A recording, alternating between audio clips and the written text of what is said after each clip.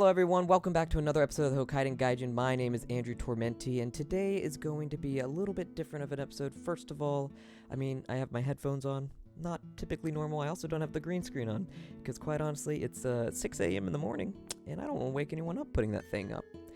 However, today is actually kind of a, not that it's not a happy day, but at the same time, it's a day of remembering. Today marks March 11th, which, if you guys don't know that, it is a very significant day for the people of Japan. 11 years ago, on the dot, an awful tsunami and earthquake strikes the coast of Japan, specifically the Tohoku region, and the amount of devastation and loss that it provided was just unthinkable and unimaginable. And if you've ever looked up videos or even photos online of what it looked like during or after, it's terrifying, honestly. And it's crazy to see a landscape and people's homes that used to be there just completely gone. And now is a time to kind of remember, and that even though this was an awful time, it has brought new beginnings for a lot of people, including the people of Tohoku. And for me, even, the March 11th tsunami and earthquake, even though I wasn't there on that date, really did change my life and future forever. And to discuss those things with me today, I have none other than, as I make this pop up real quick, I have with me my wonderful friends Kiira, who you might know on YouTube as Ginger Gaiden, as well as her husband Alun, or as we like to call Alan. Hi. Are we supposed to say hi? Hi. My name is definitely not Alun. A little bit about these two. These two I actually met, which this is a very significant time as well, because exactly 8 years ago, us three went to Japan together. And it's so weird to think that I've known these two for 8 years now. It just seems like yesterday I was getting selected to go on this trip to go help with the tsunami relief, that was the big reason we were going, and why the tsunami and the earthquake and what happened has affected and impacted all three of our lives. And it just kind of blows my mind that 8 years later we're still really good friends, and because it's not like I can say that about every single friend I've known for over 8 years now, but these two have just stuck with me, and now I'm also excited with my journey going back to Japan. They've been super supportive, and it's just been so amazing, and I love them both dearly. But today I'm going to ask these guys some questions about Japan and about our trip there that we took 8 years ago, as well as just how it's impacted our lives and stuff. And actually, this wasn't even the first time for Alan going to Japan, so Alan, why don't you tell us a little bit about that, if you don't mind? So, March 11th, 11 years ago, I was in college at the time, and I woke up to news reports and articles and videos talking about a massive earthquake that had happened in Japan, and an impending tsunami that was rushing in and just destroying towns along the East Coast. Kept hearing more and more incredibly tragic news from that situation.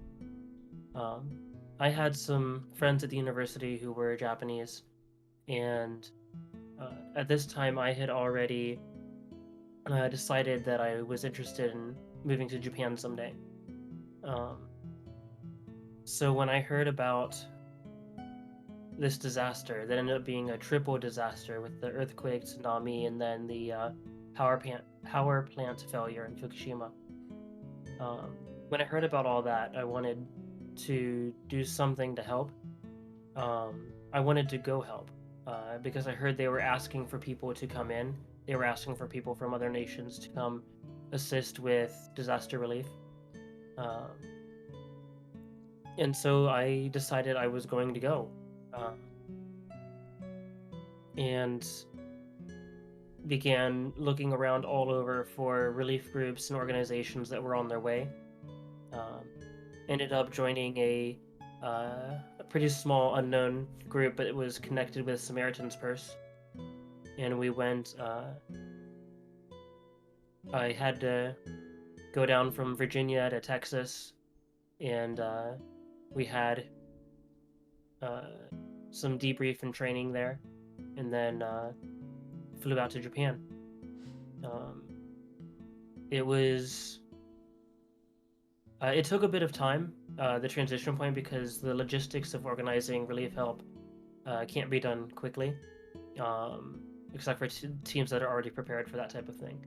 So it was in near the end of June, about halfway through June, I believe, if I remember correctly. And so I was there for about a month, about the middle of June to about the middle of July. That sounds right. And yeah, we were doing disaster relief throughout the Tohoku region of Japan. And That's the short thing.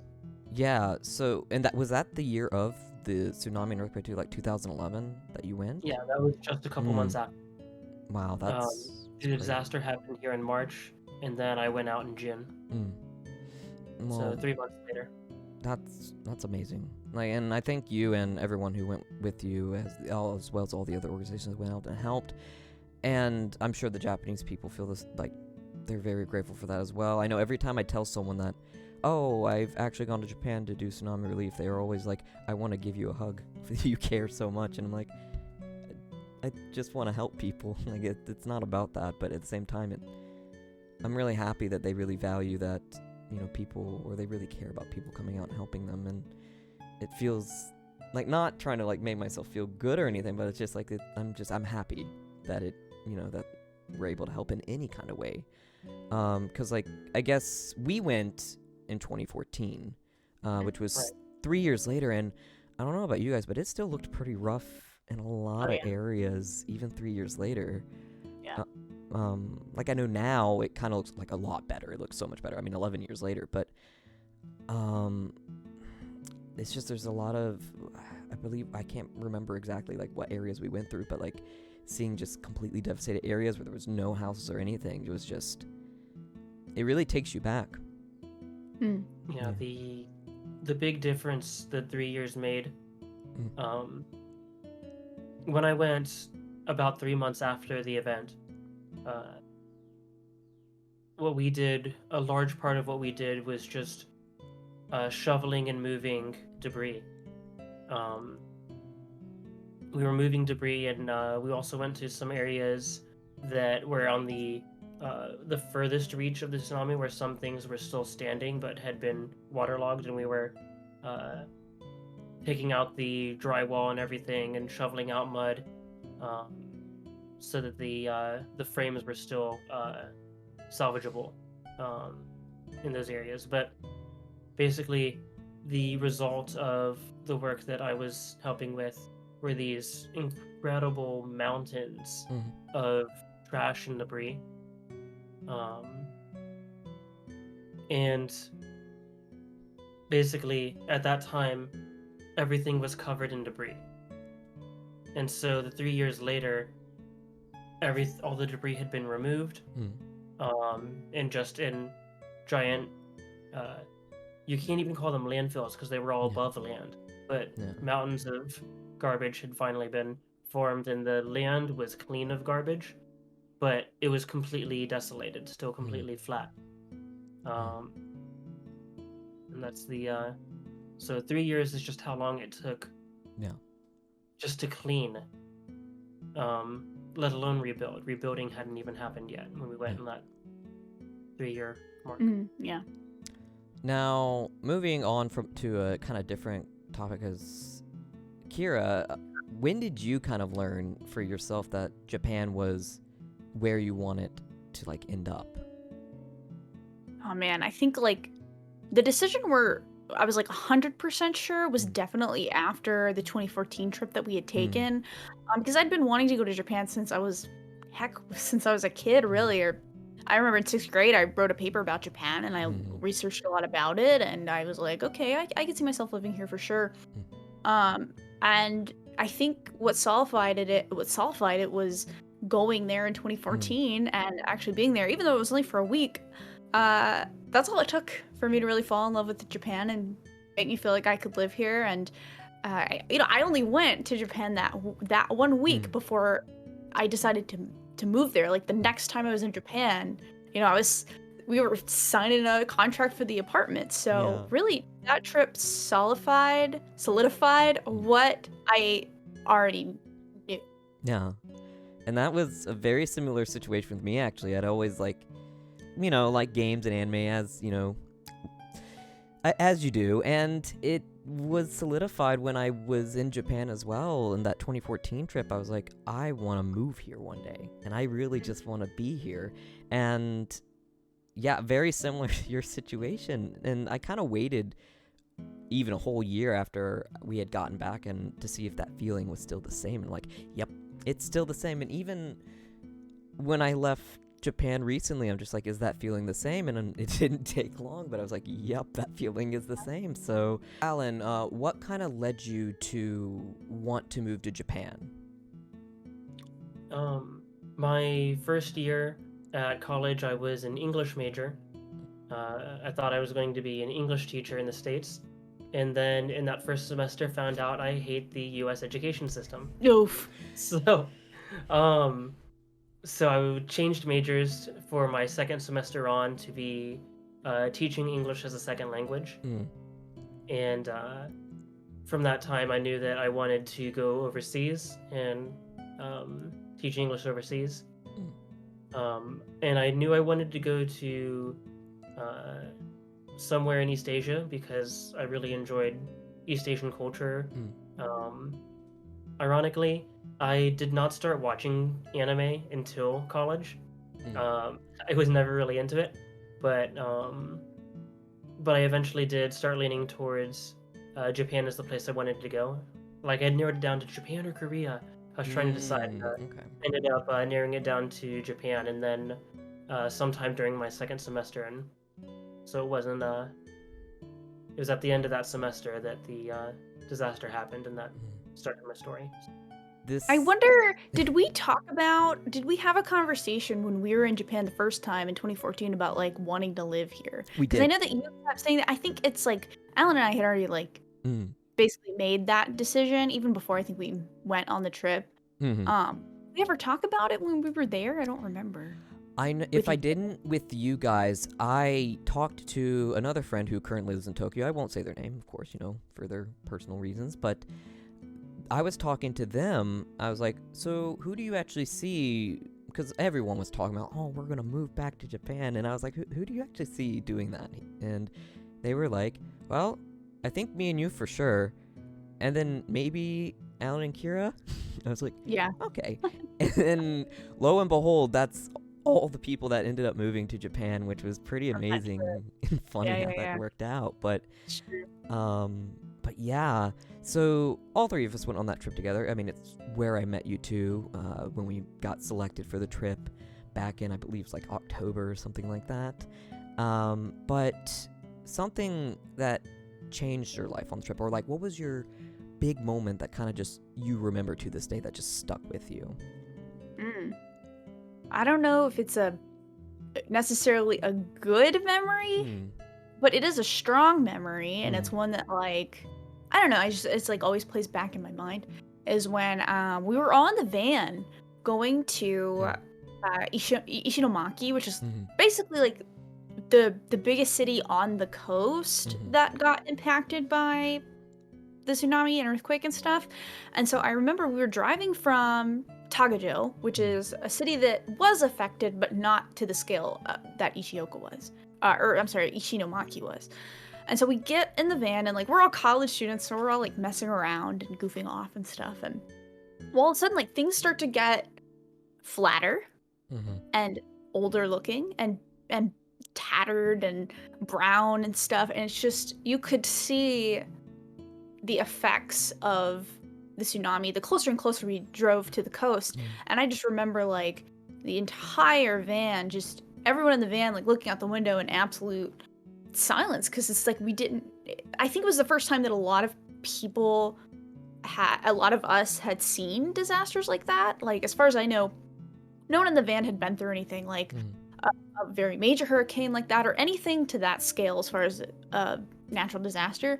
So it's really like the first time we'd ever seen something like that. And I just I just remember those moments of silence where we were just so dumbfounded by what we were saying. So it's not necessarily a good memory, but it is one that has stuck with me. So, yeah. And what about you, Alan? What was a moment on the trip that just has stuck with you, good or bad? For me, the first trip is the one that had the most impressionable memories. The one that stands out to me the most was when we were in, I want to say it was Ishinomaki. It's pretty bad there. there. It was an area that had been completely leveled of even all plant life. Just everything was just a one solid, unending layer of mud and grime. But amidst all of that, there was a single massive tree. Just this massively tall tree, incredibly tall tree, incredibly old tree, that had withstood the tsunami wave. In fact, you could see the tsunami line on the tree, how far up the water had been on it. But this one tree was so strong it was able to withstand the waves going through. That moment was extremely impressionable for all of us on the trip, had a really big impact, and for the locals in the area, to those who were not even locals per se, but people who were there at the time. Everyone was just in awe of this one tree that stood. Sadly, that when we went to the trip again 3 years later, the tree did not survive the 3 years. The soil had been so polluted and poisoned by the tsunami that the tree wasn't able to live through it, despite the fact that it stood strong. But the wood from that tree ended up being used to make a lot of different things towards the tsunami relief. One in particular was an expert craftsman made a violin from that tree. That violin went and toured across Japan. So that was a really interesting story that I found out 3 years later when we went back. Wow, that is awesome, actually. That's really cool. And I guess before I go to mine, it really is crazy to think how high the water was. And if you go to Matsushima, they have a line, like in the welcome, I think it's like the welcome area where you can go take the tours. Like they show an arrow, like this is how high the water was. And if you go there, most of us were not nearly as tall as it. And think of a 5'5" American, right? That is the average size of most Japanese, because that's like my height. And, you know, compared to Americans, they're a lot shorter. So I think out of every one of us that were there, only 2 people were technically taller than the water. Yeah. And even then, it's crazy to think about. But the part that really has stuck with me is actually kind of a happy one, I guess. Not that, you know, anything sad like isn't as important or anything like that, but it's like to me, it just, this one just really clicked with me. And during this trip, we also had to do, or we not had to, but we also got to do the opportunity to work with people who had like lost their homes as like placement houses, I think. Temporary housing. Yeah, temporary housing. Yeah, that's it. And there was, I think it was the first day we did it. I was sitting at a table with my group, which I think Kiira was in my group. And there was this old woman who she had been alive since like World War II, like because that's just common in Japan for many old people to still be around, and because they just 8 years ago even. Yeah, especially 8 years ago. And this woman, at the end of us hanging out with them, having tea, having senbei, and all that, she looks at me, and it might have been one of my other friends, or it might have been Kiira, I can't remember, but she looks at me and she's like, before I met you, and of course someone translated this, she couldn't say it, I had thought all Americans were bad people. Because that is what she grew up in. She grew up during World War II, where like she was a child, so her perspective of Americans probably not good. So to hear that, and that has stuck with me to this day, that moment, and it melts my heart and it warms my heart, and it also just makes me realize like what I'm doing here really does make a difference, whether it looks like it or not to other people. Because we weren't just there to help with like physical relief, which we did. I mean, I believe we went to the town you guys were mentioning, and we did oyster farming there. Like we were helping out with an oyster farm. It's great, scraping buoys. I remember me and Kiira have a lot of photos together of us scraping buoys. Please, now, I don't know why I'm saying please now. I'm the editor also. Please put picture of me and Kiira standing with buoy shovels in hand. That's a good photo. It's a very good photo, except I had no hair then.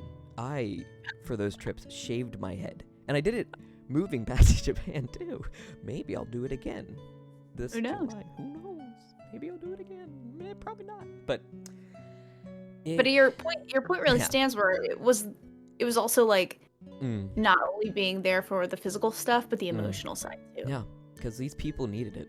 Like hearing stories even 11 years later about events and things that people had gone through just blows my mind, and I don't know if I could mentally take it, just because I know I struggle with that sometimes. And like for something like that to happen to me, I would need something like that. I would need someone to come and help me get through that.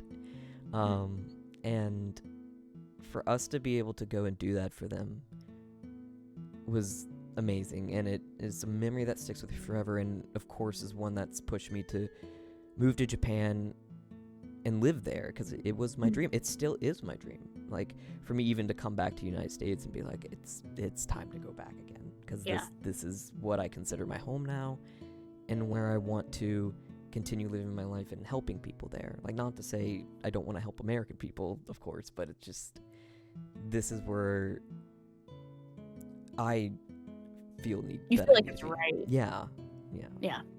I know how that feels for sure. And that mentioning the temporary housing ties back into what we were saying earlier, with how in 3 years' time since the disaster, they still hadn't gotten really to the rebuilding process.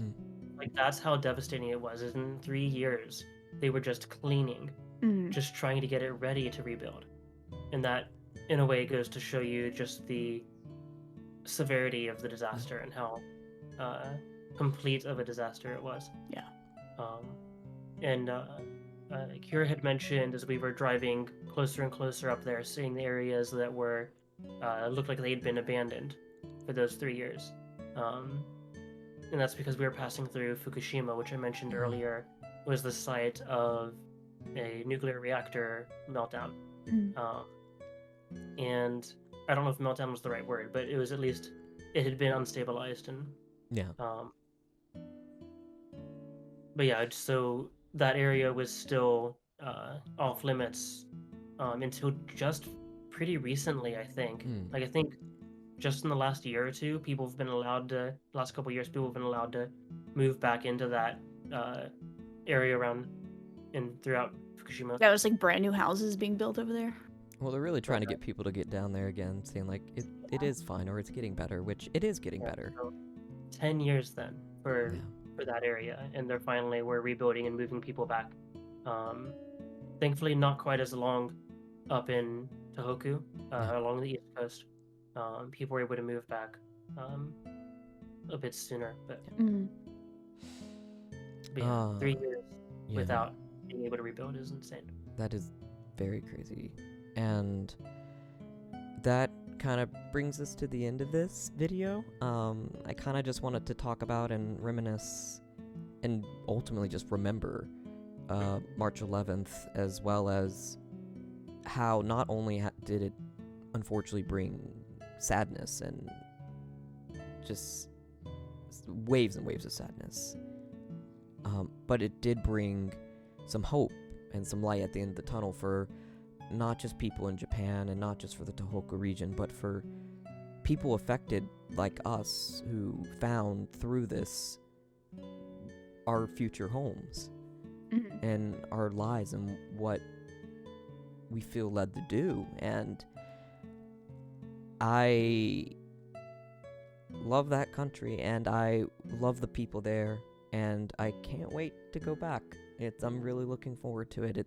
I feel like giddy all over again, like it was 5 years, because I'm getting posts on Facebook from 5 years ago, and like, oh, I got my placement, I'm going to be in Sapporo, and I'm like, oh my gosh, that was 5 years ago. Now it's repeating itself, and it feels, and this is all thanks to that trip that I want, and I have this passion so much to be in Japan. Any regarding or final statements that you two have? No, nothing much other than whenever you do arrive in Japan, I'm gonna feel giddy too. It's gonna somehow feel like we just got here. I don't know how to explain it, but yeah, when you come, it's gonna be awesome. We're gonna have fun. Yep, looking forward to having you back. Yeah. And for people who are interested in Japan and looking to, or who have the idea to visit Japan someday, 100% highly recommend it. Things are, the disaster has been recovered from. Tourism is booming again throughout most of Tohoku. Even that area is now growing bigger than it was before the disaster in a lot of those areas. So people were, once they were able to, they were quick to move back and really help recover and grow. So many wonderful places to visit throughout, and definitely recommend coming here.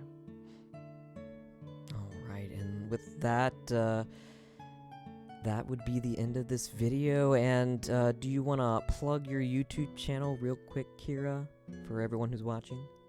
Yeah, you can find me on YouTube as Ginger Gaiden. I make videos about life in Japan, mostly about otaku culture, and I go around to different places where anime takes place, and yeah, I just make videos on that, so catch me there.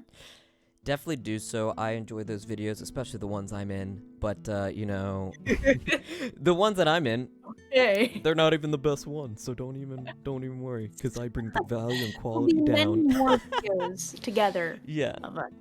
Looking forward to that. And, of course, thank you guys so much for watching and for tuning into another episode of the Hokkaiden Gaijin. More videos to come. I actually promise that. I'm not just saying it. All right, and I'll see you guys next time. Catch you later. Bye. Bye.